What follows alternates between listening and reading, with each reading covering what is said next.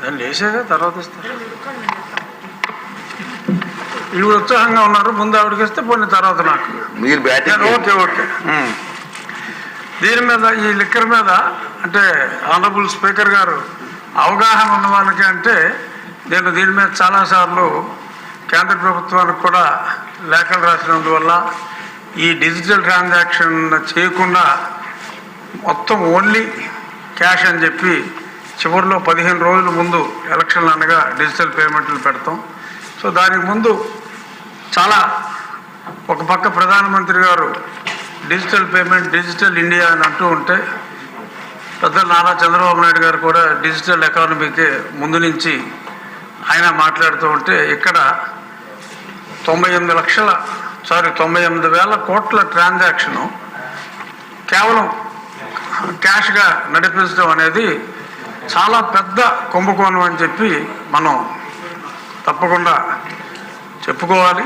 మరి దీనికి పెద్దలు గౌరవనీయులైన ముఖ్యమంత్రి గారు చెప్పినట్టు మరి ఎంక్వైరీ అయితే జరగాలి. రాజకీయాలకి దీనికి సంబంధం లేదు. ఒక ప్రభుత్వంలో మరి తప్పులు జరుగుంటే తప్పనిసరిగా దాని మీద విచారణ జరగాలి.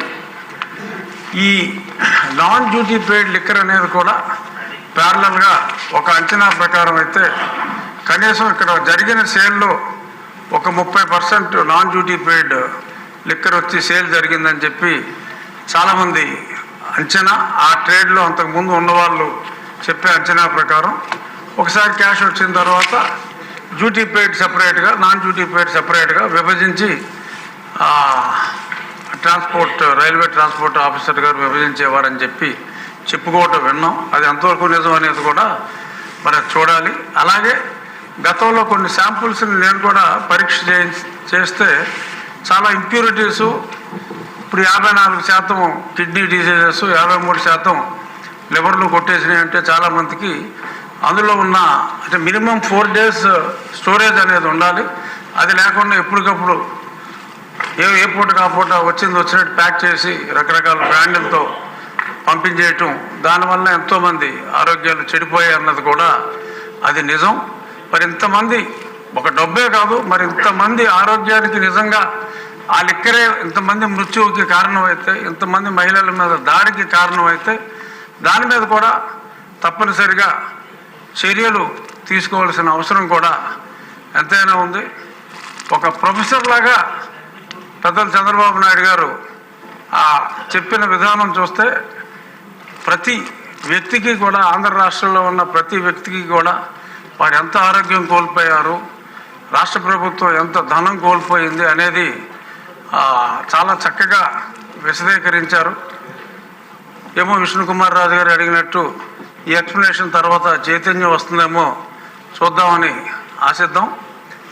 ఇక ముగించే ముందు రాజకీయాలకి ఇందులో ఎట్టి పరిస్థితుల్లోనూ తావులేదు. ఎవరూ కూడా రాజకీయంగా దీని గురించి చేశారని చెప్పి అనుకోరు సార్.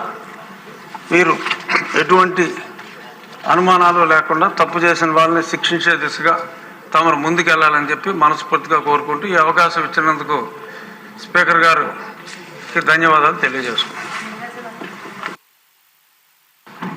Okay madam.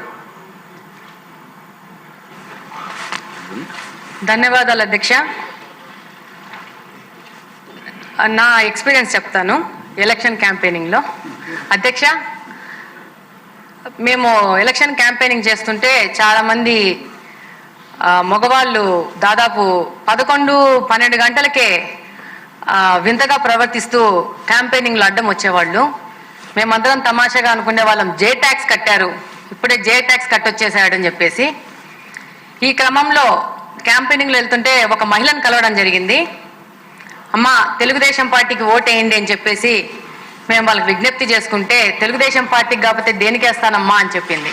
ఏమమ్మా అంత ఖచ్చితంగా చెప్తున్నావంటే, వాలంటీర్లు వచ్చారు, వైసీపీకి ఓటేయమన్నారు. లేదు అని అంటే, ఎందుకే ఇవ్వు, నీకు 1,05,000 డబ్బులు ఇచ్చాం కదా, నీవెందుకే ఇవ్వని అడిగారంట. నా 1,05,000 సంగతి బాగానే ఉంది, మా ఆయన రోజుకి 300 రూపాయలు తాగుతాడు, అంటే నెలకు 9,000 రూపాయలు సంవత్సరానికి దాదాపు 1,00,000 రూపాయలు. 5 సంవత్సరాలకి నేను 5 లక్షలు కట్టాను. 1,05,000 రూపాయలు తీసేస్తే బ్యాలెన్స్ నాకు 4,95,000 రూపాయలు ఎవరు కడతారు అని అడగడం జరిగింది.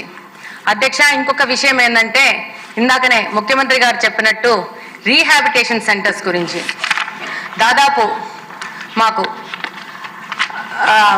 కడపలో ఒకసారి వరదలు వచ్చినాయి. వరద కాలనీ అనేసి చంద్రబాబు నాయుడు గారే కడప వాసులకి స్థలాలు ఇచ్చి అక్కడ ఇల్లులు కట్టుకోవడం జరిగింది. Below middle class, below poverty line ఉన్న వాళ్ళు ఉంటారు. దాదాపు నేను ఎలక్షన్స్లో తిరుగుతూ ఉంటే 10, 15, 20 ఇండ్లకు గాను గ్రిల్ వేసేసి చిప్స్ షాపులు ఉండేటివి. చిప్స్ షాపులకి ఏంటి గ్రిల్లు వేసి ఉన్నాయని చెప్పేసి దాదాపు 1-2 రోజుల తర్వాత నేను నా పక్కనున్న సహచర నాయకులను అడగడం జరిగింది. వాళ్ళు ఏమన్నారంటే అవి బెల్ట్ షాపులు అని చెప్పి.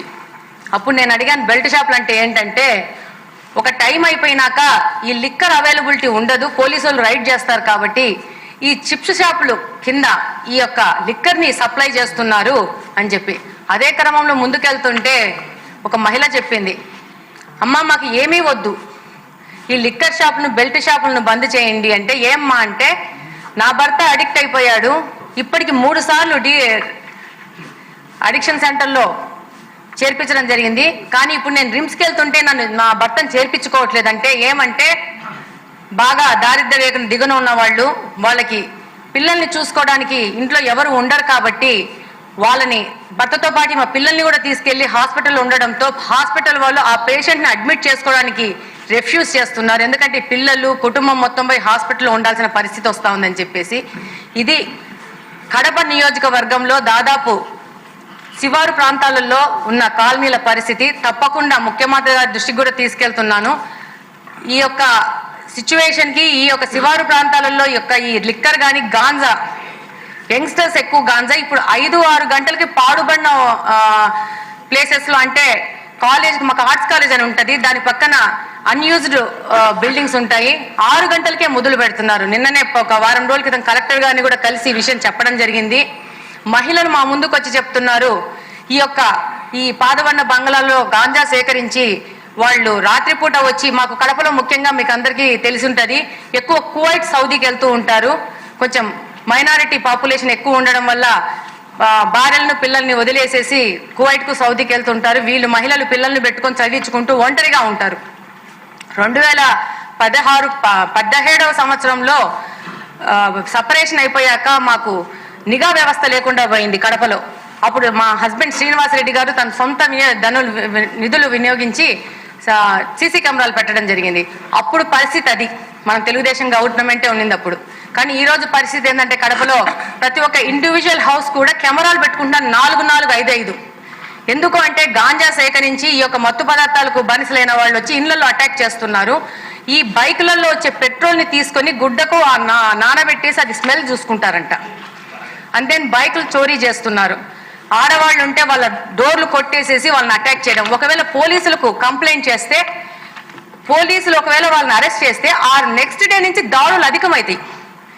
పోలీసులు కూడా రాలేని పరిస్థితి ఉంది. ఇది కంటిన్యూస్గా మాకు ఎలక్షన్ క్యాంపెయినింగ్లో దాదాపు మాకు కడపలో పాత కడప ఉంటుంది, ఎక్కువ మైనారిటీ ప్రజలు ఉంటారు అక్కడ మహిళలు మేము వెళ్ళక ముందే మాకంటే ముందు డోర్లలోంచి బయటకు వచ్చి వాళ్ళ యొక్క అనుభవాలు చెప్పి, మాకు ఇది ఒక్కటి తీయించండి, ఈ గాంజాని నిర్మూలన చేయండి, ఈ యొక్క లిక్కర్ షాపులు కానీ చీప్ లిక్కర్ని చేయించండి చాలు అని చెప్పేసి మేము డెఫినెట్గా వేసే తెలుగుదేశం పార్టీకే ఓట్ అని చెప్పి చెప్పడం జరిగింది. అందుకే నా ఎక్స్పీరియన్స్ చెప్తున్నాను. లిక్కర్ దాని గురించి నాకు పెద్ద ఎక్స్పీరియన్స్ లేదు. నా యొక్క క్యాంపెయినింగ్ నేను ఫేస్ చేసిన వాటిని మీ దృష్టికి తీసుకొస్తున్నాను. థ్యాంక్ యూ అధ్యక్ష. ఫస్ట్ క్వశ్చన్ 5-6 మంత్రి గారు పవన్ కళ్యాణ్ గారు వచ్చిన ప్రశ్న ఇది వంశీకృష్ణ శ్రీనివాస్ యాదవ్ గారు అడిగింది. 2 ప్రశ్నలు అధ్యక్ష. ఇది ఒకటి, విశాఖపట్నంలో కాలుష్య నివారణకు ప్రభుత్వం తీసుకుంటున్న చర్యలు, రెండవది అందుకు సంబంధించిన వివరాలు ఏంటంటే, విశాఖపట్నం ఆంధ్రప్రదేశ్ ఈశాన్య తీరంలో యారాడు కొండలు, సింహాచలం కొండలు, పైరు కైలాసగిరి కొండల మధ్యలో ఉంది. దాని స్థలాకృతి లక్షణం కారణంగా దీన్ని తరచుగా బౌల్ ఏరియా అని పిలుస్తారు. ఈ కొండల కారణంగా శీతాకాలంలో ఉష్ణోగ్రతలు తక్కువగా ఉండటం వల్ల పరిశ్రమల నుండి ఉత్పన్నమయ్యే వాయు కాలుష్య కారకాలు వాతావరణంలో వ్యాపించకుండా భూమి ఉపరితలం మీదనే ఉండిపోతున్నాయి. గత కొన్ని దశాబ్దాలుగా విశాఖపట్నం